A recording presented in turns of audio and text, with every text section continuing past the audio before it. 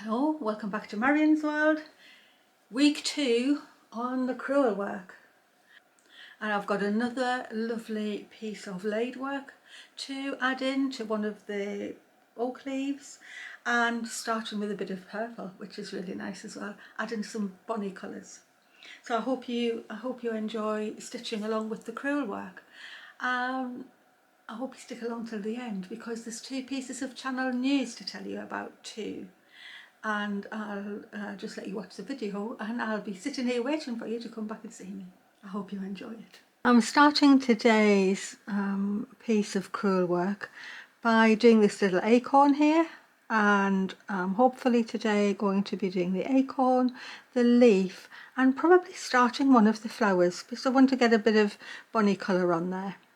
So I'm starting with this goldish brown colour in my needle. This is probably a Penelope, I think. Yes, it is. It's a vintage Penelope. And I'm actually going to amend the shape of that, because I've just decided I wanted it to be a little fatter. I'm just going to round him off there a bit. So I'm going to do satin stitch, because that's an easy, quick way of laying this in.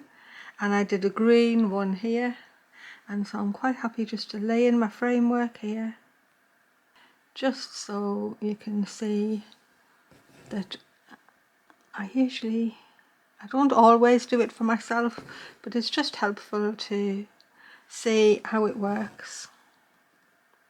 So I'm going right across the acorn, and I'll carry on, and then I'll come back across and put in as many little stitches as I need to fill it up and make it look pretty. That's only needed 1 in that space. I think this one will just need 2. And already that's looking really lovely. I'm going to do something similar on another one, but I might not get onto it this week, but I will be padding it up to make it look even more rounded.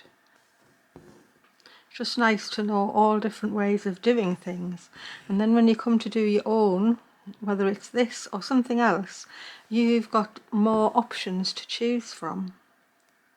I think I'm happy with that as it is. I don't feel it needs an outline or anything like that. I'm going to finish off on the top by running underneath. My little acorn nut part done. For the cap, I'm going to start with this, which I think is the only bit of this colour I've got left. So I'm going to start and do the cap. What I want to do for this cap is to cover it in either French knot or colonial knot. Oh, and I forgot to put a knot on the bottom. I could stitch over it, of course. Sometimes I do, sometimes I don't. I think I'm going to do French knots because I think I want a 3 wrap. I think so. Okay. And I'm not going to pack them in tight yet, because I just want to see how this thread holds out. I think I have got enough in here, but sometimes it's just easier to spread them about, especially if you're using short pieces of thread or wool, because then you can always sprinkle in a different shade and it looks more purposeful than if you've actually run out of thread. Oops, bringing up some thread from underneath. These Crewelwork French knots are going to give such a lovely knobbly texture to the acorn cap. I'll just go up to the line, just so it's covered. And I'm going to make sure it just goes outside of where the little nut part is, so that it looks like the cap is wrapped around it. I'll just carefully put that one there.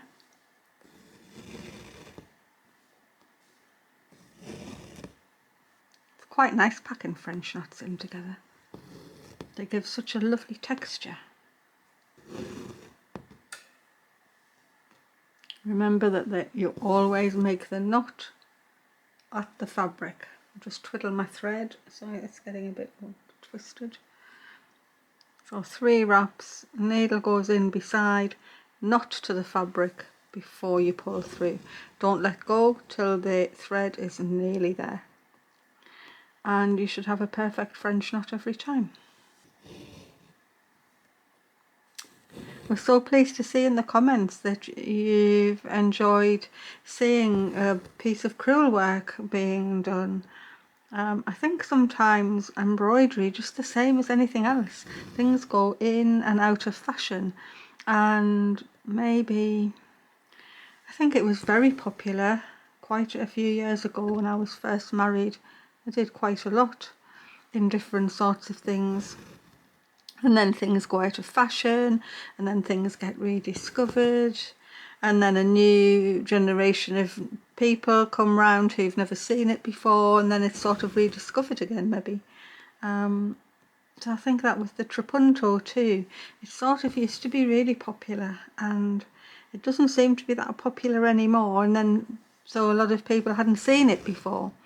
But I will definitely do a proper project with that, probably a cushion or something. I do have a design in mind. I'll just have to wait until I catch up on some other stuff, because there seems to be a lot going on. Or maybe it's just me. I haven't been doing as much, I don't think. I was just saying to my daughter how I seem to be doing a lot but not achieving much. I think it's just that it's the time of year for me.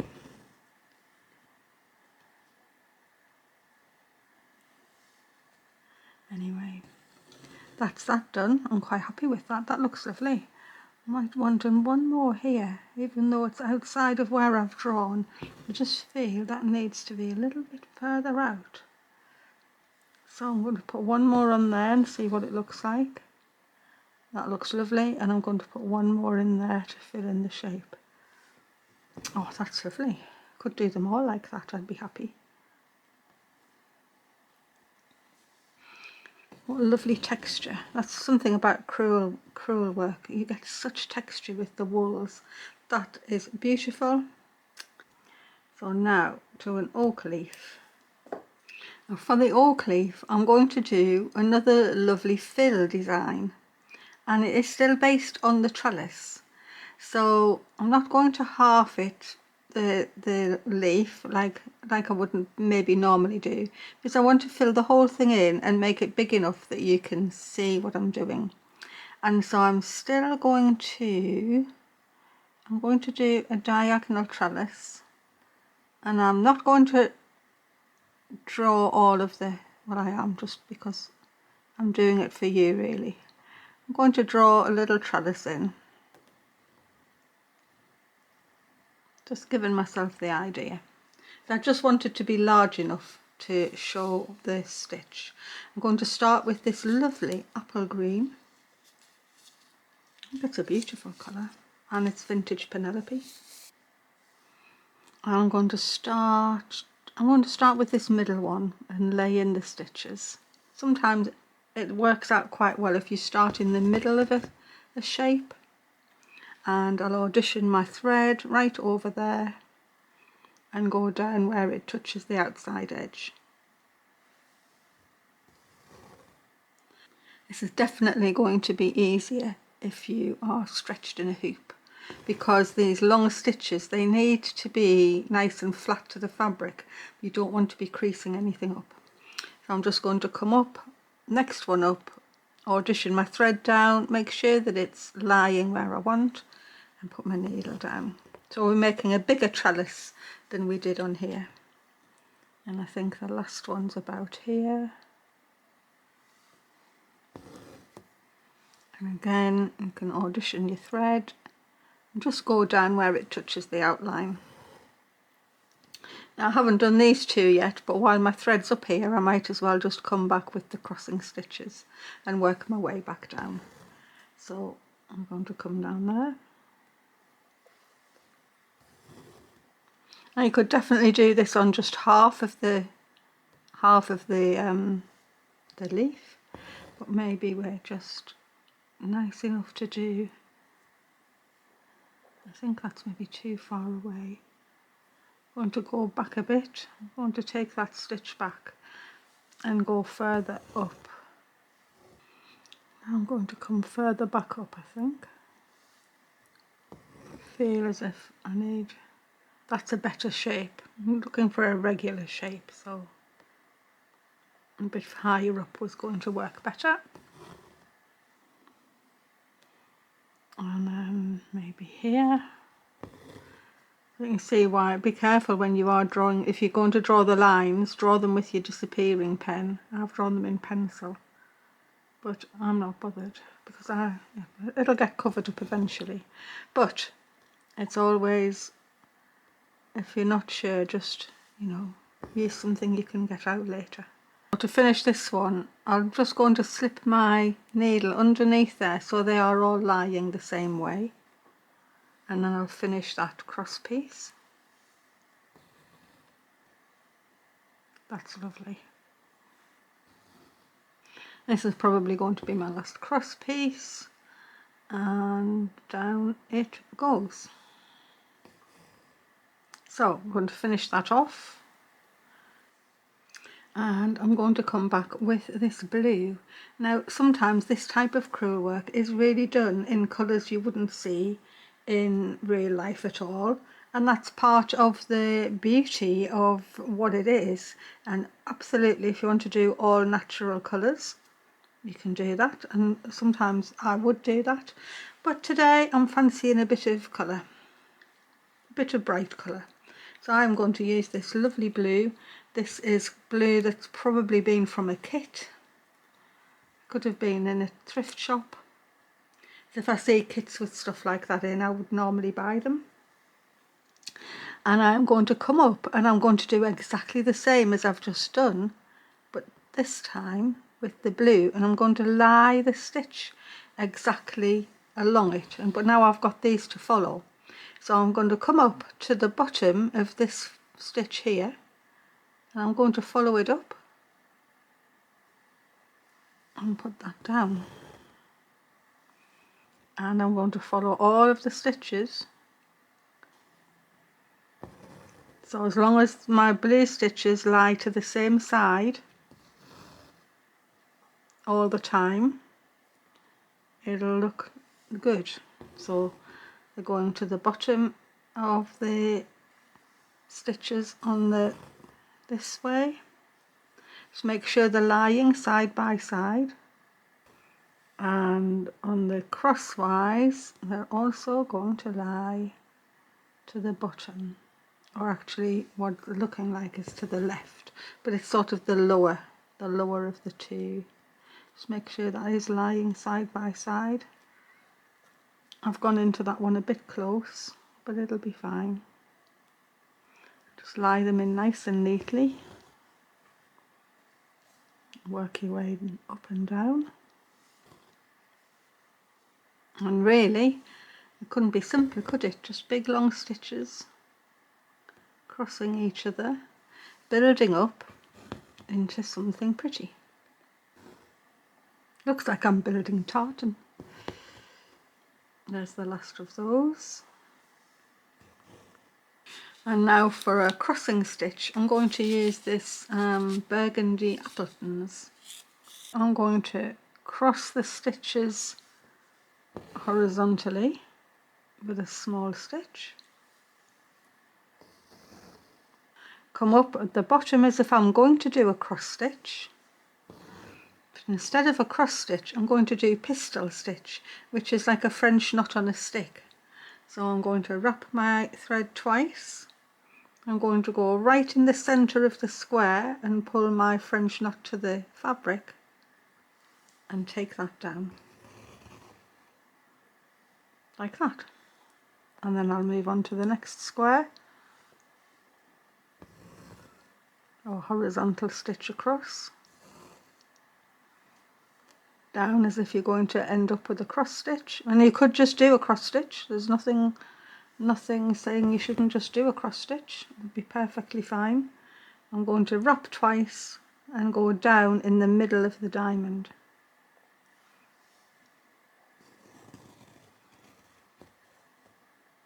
I'm just going to work my way up and down wherever the nearest cross is for me to go across. Twiddle your thread if it gets a bit wound up, down in the middle.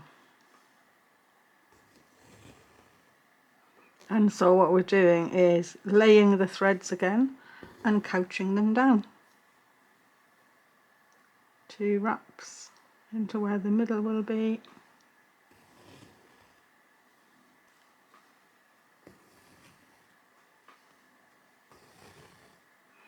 Now, in the interests of harmony, and the pattern should seem as if it goes on outside of what the leaf shape is, what I'm going to do is just make this, give this a cross. And the knot would have happened off the leaf, so I'm just going to take the stitch over to the edge, and it'll look like the pattern is just continuing on. And then I can work down this side and do exactly the same. I'll just get that cross in.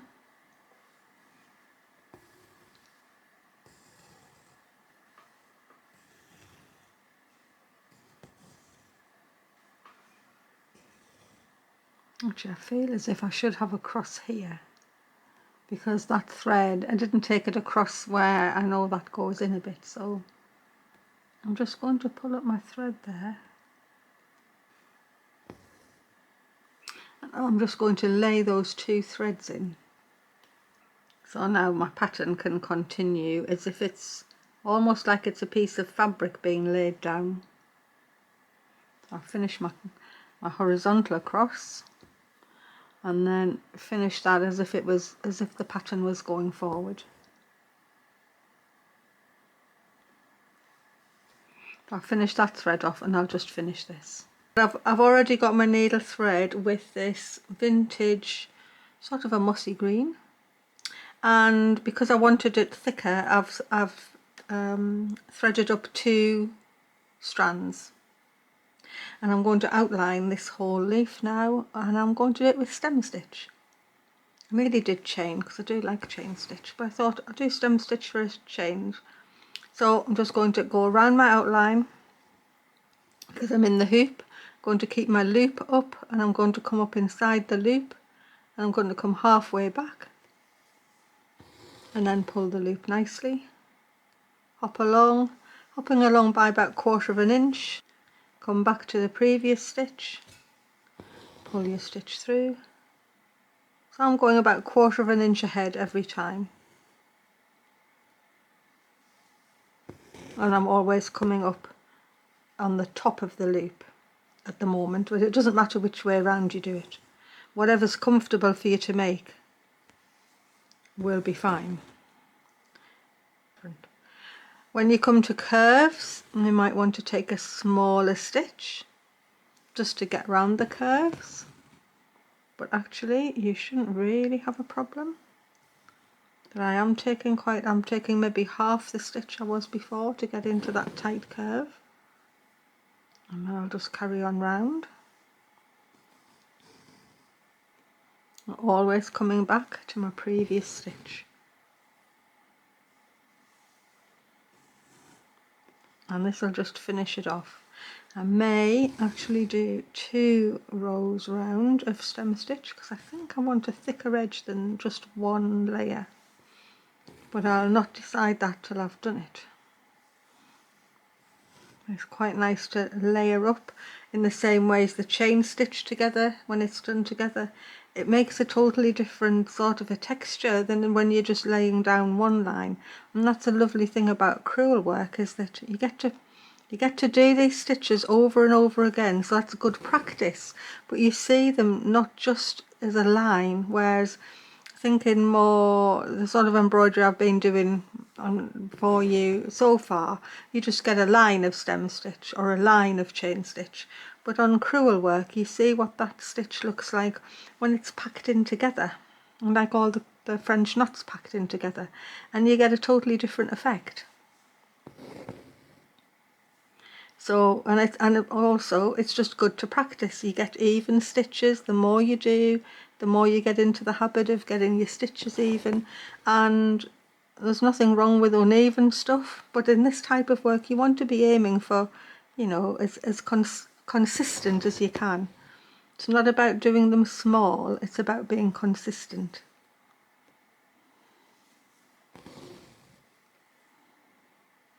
And then after that you can go and do whatever you like, really.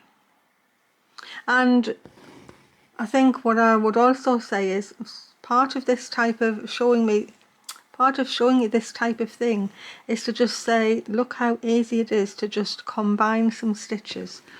There was nothing particularly difficult about laying in that trellis and then doing a cross stitch with a French knot on the end. It's all about just putting some stitch down and then building up on it with something else. So, you know, have a go at making your own pattern. I could just as easily have not put the French knot on, and I could have just done a plain cross. I could have done 2 crosses and made a little star over it. I could have taken a lazy daisy stitch over it, or I could have put a lazy daisy in the middle of the, in fact I might do that one, that sounds good to me. Do a lazy daisy in the middle of the trellis, like a little 4-petal flower. And none of that, oh, I've got my thread twisted. None of that is particularly difficult. It's just thinking about another one. Sometimes, for me anyway, I need to put one down before I decide what I'm going to do next. Anyway, I shall continue to do my stem stitch. I'm going to go all the way around this leaf. So I've come back to you to show where I'm up to. I went round with 1 layer of the stem stitch, and you can see the difference. And I didn't feel it was sufficient. It was making the whole leaf look a bit flimsy. That's all I can say it is. And so I'm going round with a 2nd layer, and you don't have to go right up against the other layer. You just have to be close enough that when they're lying together, they just look like, you know, it's one nice piece. And so I'm just stem stitching down the other side at the minute.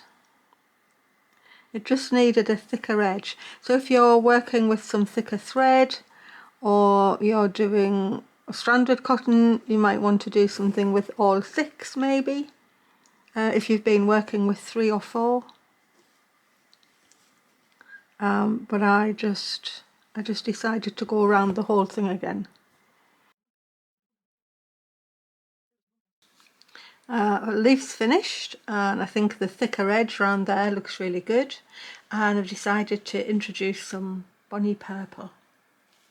And I'm going to start this little flower here, and I'm going to do a bit of long and short, so it's good practice from the previous page, and see how you go with long and short on Crewelwork, because it's a different thing entirely to shading with stranded cotton. This is almost easier to do because the wools shade together really nicely. So although my petal is that way up, I'm wanting my stitches to follow the curve, and that's the way that my stitches are going to have to be. And I'm going to do this purple at the top, and I'm going to eventually shade to this apple green into the middle. I'm going to start at the top, and I've got 1 strand of this vintage Penelope. I want to start right at the tip and work either side outwards. So my first stitch can come straight down the middle. Going to go back up to the top. I'm not going to go into the same stitch. I don't want a big bulk of stitches being there. So I'm just going to come down a tiny bit from the tip. And I'm going to lay a stitch in a bit diagonally. And then I'm going to come in from the tip again and lay a stitch to the edge. And work my way back over. Just a bit down from the tip and a longer stitch, thinking about what direction they all have to be in. Going to hop over and I'm going to work back upwards, just a bit short of the tip. Another short one.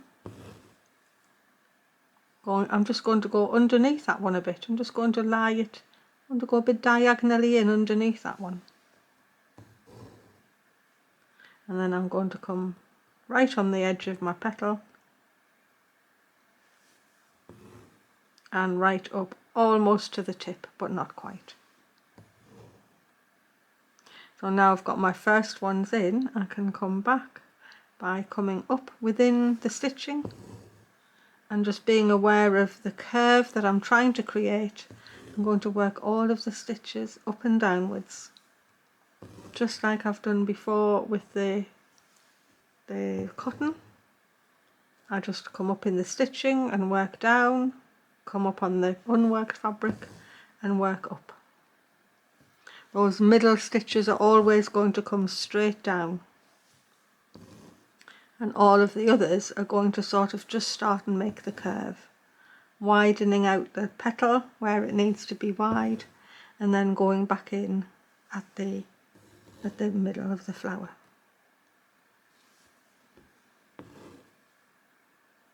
So where I'm coming up to the outside, I'm actually going to split that stitch.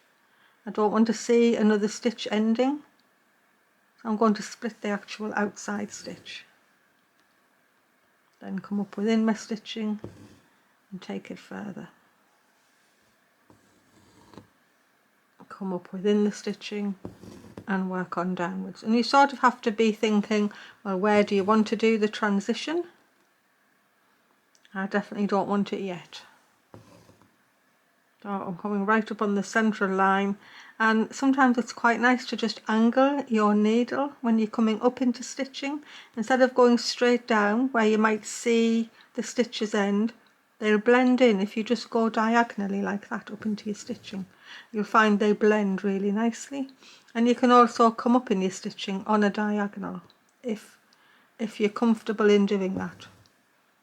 It doesn't matter if you don't, you're going to get a good effect anyway, but just for people who maybe are already a bit more experienced, that's a sort of a nice way of getting a bit of finesse. And it's just working backwards and forwards and up and down, laying the stitch where your brain, your eyes tell you that a stitch needs to go. And you start trusting yourself as to where you're going to put the needle. You need a bit of overlap so that you've got room to work up into the previous colour. If I ended it there, I'll just bring my needle up a minute. If I ended it there, my green would end up coming up to here, because I couldn't just work up to these stitches, I need to work into them. So that would mean my green would come right up to more than halfway, and I actually want it to be in the bottom. So I need this colour to be coming at least down to there to give me enough time, enough length to let my green come over the top and intermingle with it all. And I'm always going to work from the back where there's things layered like this, always working from the back to the front, so that each line of stitching is going to lie on top of just the previous one and keep the illusion going that there's depth to it. So it wouldn't look as harmonious if I work these first and then them, because your stitching line, even though it might not be really obvious, you would tell that the back ones had been worked first, and then you know a flower's not like that, and so it ends up looking a bit jarring. It sounds obvious, but when you're new stitching it might not seem as if there's going to be any difference, but there definitely is. Splitting that stitch up there, and I'm just going to help that thread stay in. So this is just the Penelope again. Going to use a single strand. So if you ever see these in your thrift shops or op shops or charity shops, it's always worth getting them if you're trying to still build up a stash, because the vintage threads are so lovely to use. So now I'm going to lay this green in. The middle's still going to be straight up and down, and now I'm just going to go up into the purple and back down again. I'm going to make sure I'm finishing where the in front petals are going to need to go. Actually, I probably only need one layer of the green. Right, I'm going to leave that as that. So this is the last bit I'm going to do today. I've got this slightly different mauve. You can see it's a lighter shade than the one I've just been using. And I'm just going to chain stitch round the next two petals. So I'm going to start here. And I'm going to do a really nice, quite small chain stitch. Maybe less than 1/4 of an inch. But as I've said before, don't necessarily think you have to do the same size as I'm doing. If you're a new stitcher, it's more good to aim for consistency of size rather than trying to do tiny ones and maybe not quite getting it and being disappointed. The whole thing is it's supposed to be enjoyable. So do bigger stitches and try and get them even. That's more important, and it's more important just to enjoy what you're doing. So I'm going to just put this lovely little mauve chain stitch around the outline, and I think that'll be the last I'll do today.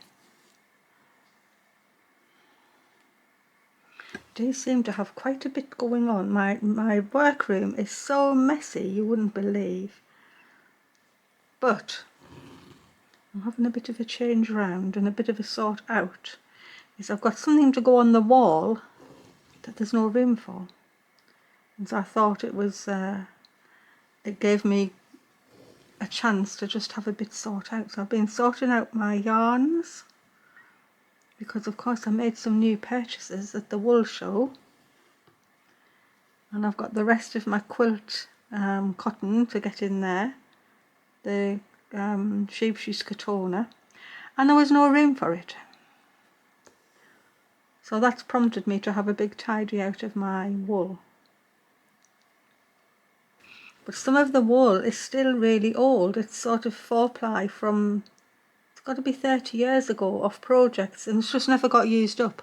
And when I was looking at it last night, I thought there's no point in me keeping these anymore. They're not going to get used up. I do sometimes use them for embroidery, but not enough, and I have all of this crewel wool here, so it's not like I need them for that. So I'm going to be thinking of a project to either knit or crochet that's going to rid me of some of the wools that I have had for a long time. I think the thing is that your crafting changes. And when I first set my yarn storage up, I had it totally in colour order. And now I seem to like the projects put together rather than the colours put together. And I realised I actually have 4 shawls worth of yarn. I didn't think I had that much, but I do. And I only know that because I was putting Eddie's yarn from the wool show. I was adding his to it, and I was thinking, what's this one? Oh, I forgot I had that one. And then there was, oh, I forgot I had that. So it was good having a bit of a sort out. So there may well be a crochet project coming up. The thing is, I don't mind having a few projects on the go, as long as they're all different genres of craft. So I never ever have 2 knittings on the go, or 2 sewings on the go, or I can't seem to do that. I like to finish one before I start another. So these people that have lots of knitting projects or lots of crochet projects on the go, I don't know how you manage, because I would just get totally confused. So I try and have just one, but I don't mind having the knitting and a crochet because to me they're different. I know they're both yarn, but they're just different because you work at them in a different way. And plus I couldn't do 2 embroideries, and I work on 1 embroidery at a time.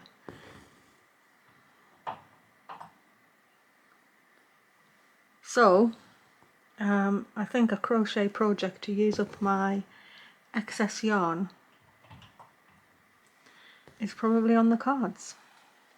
So I'm actually going to finish that off for today, and I'll take it out of the hoop and show you how it's looking. Little French knot acorn cap has come out so beautifully, adding all that lovely texture and yeah, the beginnings of a bunny coloured flower. So thanks for watching for that. I've got 2 pieces of channel news. One is I'm going to do my 3rd live stream on Saturday of this week, so about 8 p.m, that's GMT +1 British Summer Time, and I thought the theme would be nice to be knitting and crochet. That was actually planned in before I did the fusion crochet, so there's been a lot of interest in the crocheting, but actually this was planned in before that. So I thought any knitting and crochet related questions, I've made a little post on the community page, and anything that you put in there that enable me to plan something ahead, so it's ready for Saturday. So if you don't know where the community page is, you just need to go into my photo at the bottom of this video, in the description of this video, and it'll take you to my home page, and then there'll be headings saying home, videos, live, playlist and community. And community is the place where I can post a photo or a poll or questions or just notifications. That's where I can post things that might be of interest to you. So I've put it on there with the date, the time, and if you add any questions that you want to have answered during the live stream, just put them there and I'll make sure that I'm ready for it.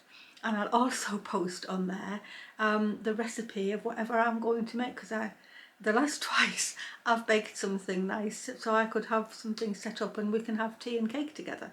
So I'll post the recipe later on in the week too, and if you want to do that, you'll be able to do it. The second piece of channel news is that the person who won the thrifted videos sewing box giveaway still didn't get in touch, and I've posted twice about it and I've shown the name, and they just, for whatever reason, they haven't been in touch. So I am going to redraw that giveaway, and I will post the winner on Sunday's video. So you're in with a chance, everyone, again, if you had made a comment on my thrifting video, and it's quite a little while ago now. I think it was the end of July, but of course I've been away, posted about it a couple of times, and I'm just going to redraw it. So watch out at the end of Sunday's video and you will find out again whether you may be the winner. So good luck to you all if you commented on that video. I want to say thanks a lot for being there at the other end of my camera lens, and for all of your support and all of the lovely messages I've had about the crochet quilt, and how people have been enjoying seeing the Crewelwork as well. It seems to be that people think it's not being done anymore, but it's in my stitch journal because I'm trying to show everybody different techniques and trying to elevate their stitching a little bit. And you can use it in any work that you do. It doesn't have to just be crewel embroidery. You can take those techniques and use them wherever you like.